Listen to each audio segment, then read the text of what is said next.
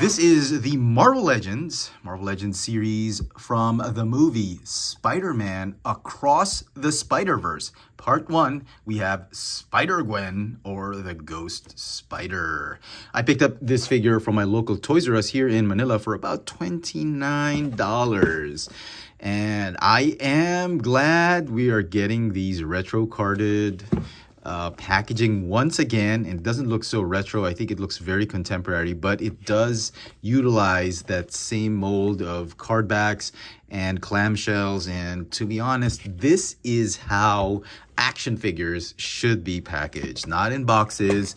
Boxes with windows, maybe they're okay, but opaque boxes, I mean, this is what got you excited at a toy store. You could literally see the product, and it's got this fantastic artwork on the card. It takes me back like decades, 2 decades at least, of collecting action figures. And I'm kind of glad Hasbro has gone back to this style of packaging. And if the news are true, Hasbro says they are going to bring back plastic in their packaging, but this time it's going to be biodegradable plastics to give it that collector feel, and I think that's a correct move. So I hope moving forward, this would be the standard for all Marvel Legends figures and not the boxes anymore, because cards and clamshells should be the staple for collector items, even for non-collector items. I mean, kids are going to be excited to get figures that are done this way. This was the only figure I picked up in the assortment. The others, well, I don't know. I'll probably wait for clearance on them, especially Miles.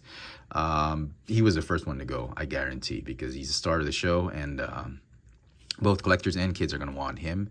But I don't have a Spider-Gwen currently, or a Ghost Spider currently in my collection right now. I've sold off the ones I reviewed.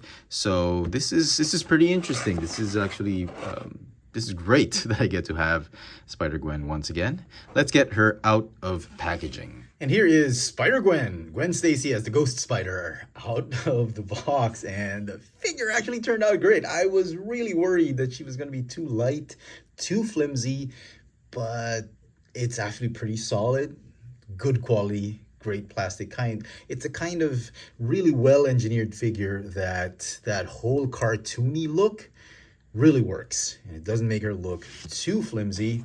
I'm really liking it. I had a lot of fun posing this figure, like starting and speeding about. I really like this one. Out of all the Gwen Stacy figures I've had, this one comes close to, I think, my top one. Probably my favorite out of all the Gwen Stacys I've reviewed. Anyway, we'll see more of that. Let's take a closer look at the details of this new Spider-Gwen figure. Amazingly, the figure isn't as short as I thought it would be. She stands at about 15 1/4 centimeters tall, or about 6 inches tall. Can you believe it? For comparisons, here she is with Marvel Legends Spinnerette and my Figma Ghost in the Shell Motoko Kusanagi. The figure comes with several accessories. She comes with an extra pair of hands.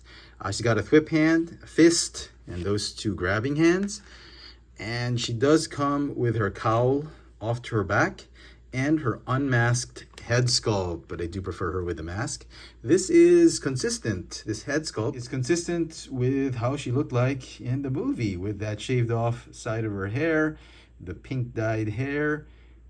It looks good. It is based off the cartoon image, but you know what? I think it will fit nicely with your other Marvel Legends figures. And now to give you a close-up look at that hooded head sculpt. Wow, look at that.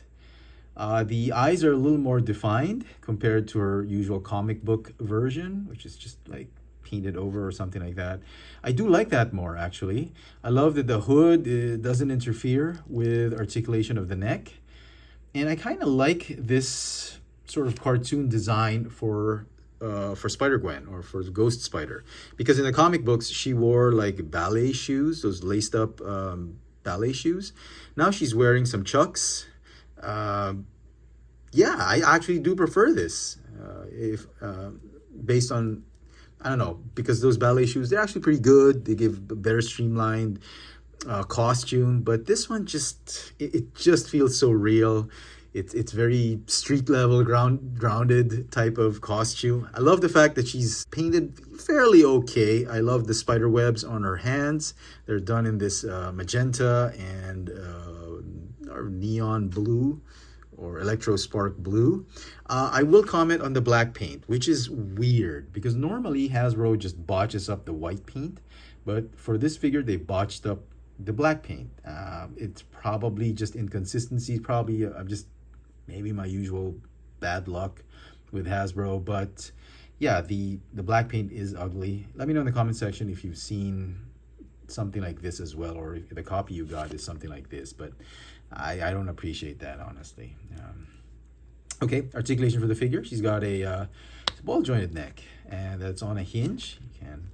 Let's replace that with the Gwen Stacy head sculpt. Very cool. Ball jointed upper torso. Shoulders can go in and out, forward and backward. Little ratcheting joint right there. You got a bicep swivel. It's a smooth cut right there. You got double hinged elbows that are pinless. Can you believe it? A thin figure from Hasbro with double hinge elbows. Got ball jointed hips. Oh, I forgot the wrists. The wrists can go in and out and swivel. Ball jointed hips, forward and backward. Hindered on the back kick. She can't really move back, much like the Disney Plus She-Hulk figure that I reviewed. Thigh swivel. Double jointed knees. Again, very thin legs, and they're pinless and double jointed knees. The ankles go up and down and have the rocker tilt. Some final thoughts on this Spider-Man Across the Spider-Verse, Spider-Gwen, or Ghost Spider. Well, surprisingly, this figure turned out better than I expected. Honestly, I was really thinking this was going to be a flimsy figure. I honestly didn't think it was going to be that great. But Hasbro has been working hard, trying to improve their molds, and I think they nailed it with this Spider-Gwen. I think it's very accurate. I love the cartoony feel of it. And despite having very thin limbs and all that, they've managed to engineer those limbs.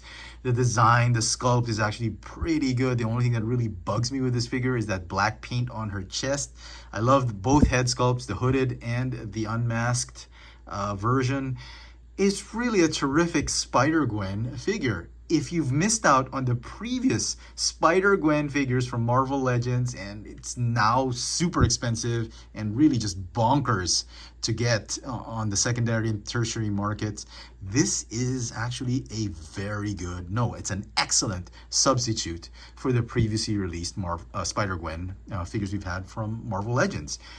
And to be quite frank about it, this is actually my favorite. I love this cartoonish sculpt, and I think that this is how comic books are drawn. These exaggerated, these really scrawny, thin, outstretched legs and arms, and it's a sort of an anime-ish type of design, and I do love it. The figure is going to get a 10 out of 10. Let me know in the comment section what you guys think of this Marvel Legends series, Spider-Man Across the Spider-Verse Part 1, Spider-Gwen. Hit that notification bell so you never miss out on any of my latest video reviews, and if it's your first time here, please subscribe. Thanks for watching.